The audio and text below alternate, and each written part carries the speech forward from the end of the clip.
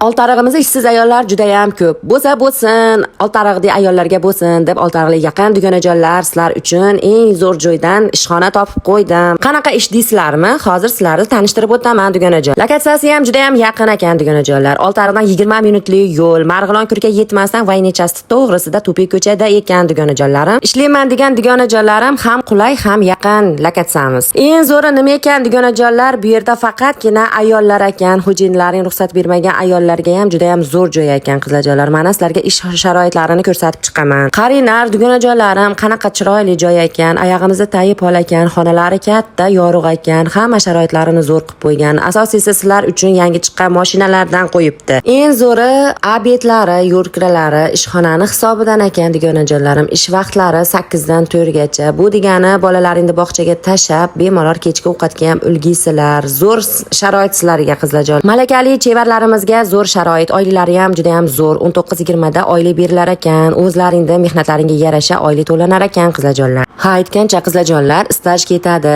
pensiyaga bemalol ishlab qo'yaverasizlar. Albatta aloqaga chiqinglar. Ishlayman deganlar quyidagi raqamlarga aloqaga chiqaverasizlar.